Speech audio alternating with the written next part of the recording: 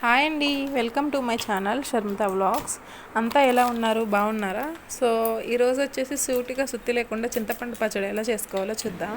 చింతపండు పచ్చడి పల్లెటూరులో వాళ్ళకి ఎక్కువగా తెలుస్తుంది, ఎక్కువగా చేసుకుంటారు. చాలా టేస్ట్ బాగుంటుంది. అన్నంలోకి కానీ దోశల్లోకి కానీ చాలా బాగుంటుందండి. ఒక్కసారి ఇలా ట్రై చేయండి.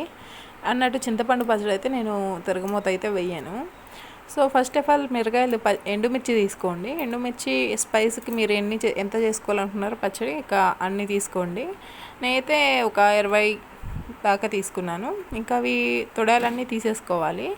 తొడాలు తీసుకున్నాక 2 ముక్కలుగా ఇచ్చుకోవాలండి. కొంతమంది ఇట్లా మిర్చి వేసేస్తారు ఫుల్గా. అవేంటంటే లోపల ఇత్తనాలు అనేవి వేగవు, దానివల్ల కొంచెం టేస్ట్ అనేది రాదు. ఇలా ఇచ్చుకోవడం వల్ల లోపల ఇత్తనాలు కూడా మంచిగా ఫ్రై అవుతాయి.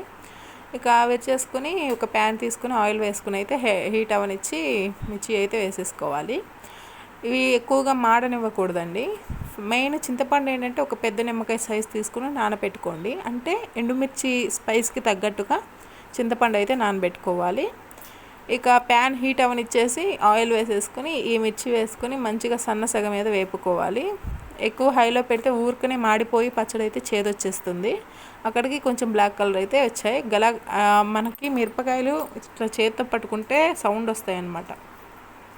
అలా వేగితే టేస్ట్ ఏ పచ్చడి అయినా సరే చాలా బాగుంటుంది.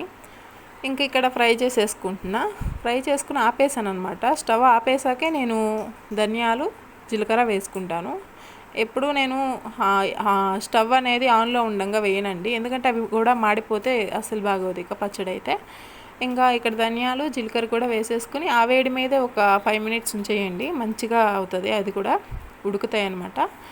ఇక ఈలోపు మిక్సీ గిన్నె అయితే తీసేసుకుని ఇదంతా చల్లారాక ఇక మిక్సీ గిన్నెలో వేసుకుని అలాగే మనం కొంచెం చిన్నులపాయలు వేసుకోవాలి. ఉప్పు వేసేసుకొని మంచిగా మనకి పొడికారం ఎలా పడతామో సేమ్ ఇంకా అట్లనే ప్రాసెస్. ఇప్పుడే వీటితో పాటు చింతపండు వేసేయకూడదు. ఫస్ట్ ఇవి గ్రైండ్ చేసుకుని వచ్చాక అప్పుడు చింతపండు అయితే వేసుకోవాలి. ఇంకా ఇక్కడైతే నేను అన్ని మిక్సీ గిన్నెలోకి అయితే ట్రాన్స్ఫర్ చేసేసుకుంటున్నా. కొంచెం మంచిగా గ్రైండ్ చేసేసుకుంటే టేస్ట్ అనేది చాలా బాగుంటుంది. ఇంకా అన్నీ వేసేసుకుని వెళ్ళి నేను అంటే వీడియో వల్ల ఎంత లేట్ అవుతుందంటే, నాకు మా పాప పడుకుందని ఇంకా వీడియో తీయొచ్చులే పచ్చడి ఎటు చేస్తున్నా కదా అని చెప్పి రికార్డ్ చేస్తున్నా. ఈ పచ్చడికి ఒక్కసారి మిక్సీ పట్టి తీసుకొచ్చేపాటికి లెగిసేసింది నా కూతురు. ఇంకా తనకి స్నాక్స్ ఇచ్చాను. స్నాక్స్ తింటూ అట్లా చూస్తూ కూర్చుంది, ఏం చేస్తుందా మా మమ్మీ అనేసి. ఈలోపు త్వరగా ఇక పచ్చడి చేసేయచ్చులే అని నేను, ఎందుకంటే ఈ వీడియోస్ వల్ల ఏంటంటే ఒక పావు గంట అరగంటలు అయిపోయేవి నాకు గంట పడుతున్నాయి. అంటే అన్నీ వీడియోలో క్యాప్చర్ చేయాలి కాబట్టి ఇంకా దానివల్ల అస్సలు నాకు టైమే ఉండట్లేదండి.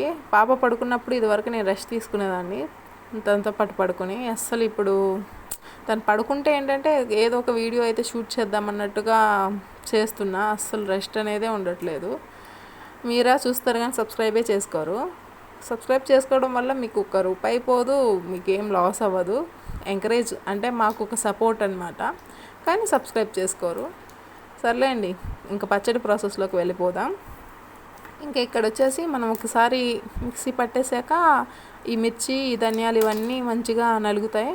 అప్పుడు అలాగే చింతపండులో వాటర్ వేసేసుకోవాలి. చింతపండు అయితే చూసి వేసుకోండి, పులుపు అనేది ఎక్కువైపోతే బాగోదు మళ్ళీ.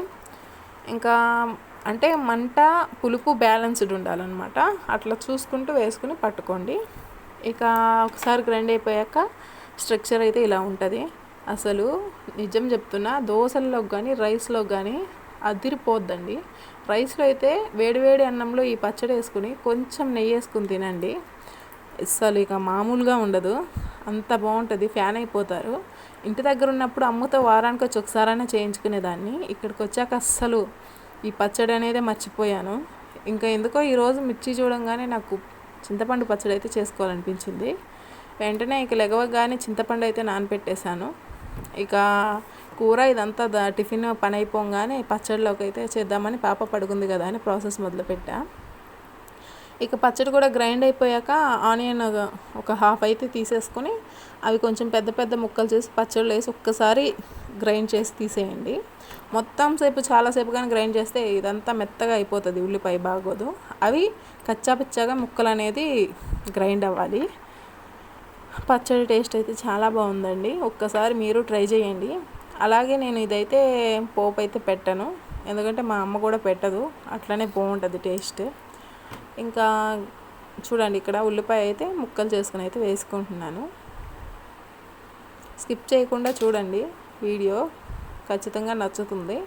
అలాగే మీరు కూడా ఒకసారి ట్రై చేయండి. ఎప్పుడు దోశల్లోకి ఇడ్లీలోకి చట్నీలే కాదు, ఇలా పచ్చడి కూడా ఒకసారి ట్రై చేయండి. నోట్లో ఉన్న తుప్పు గిప్పు కూడా వదిలిపోద్ది దెబ్బకి, అంత టేస్టీగా ఉంటుంది, పుల్ల పుల్లగా కారం కారంగా.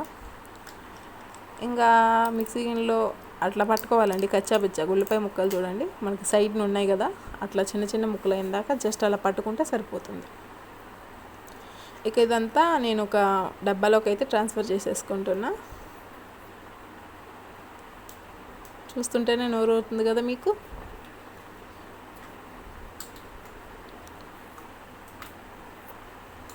మా అమ్మ ఎక్కువగా మార్నింగ్ దోశల్లోకి ఈ పచ్చడి చేసేది, నైట్ రైస్లోకి కూడా తినేసేవాళ్ళం. పచ్చడి చేస్తే మినిమం ఒక 2 days కూడా ఉండేది కదా మా ఇంట్లో, అట్లా తింటాం మా అక్క నేను కానీ మేము. సో ఇంకా పచ్చడి అయితే తీసేసుకున్నాను. మన ఛానల్ ఫస్ట్ టైం మీరు చూసినట్లయితే సబ్స్క్రైబ్ చేసుకోండి తప్పకుండా. ఇలాంటివి మంచి మంచి వీడియోస్ ఇంకా నేను అప్లోడ్ చేస్తూ ఉంటా, చూడండి.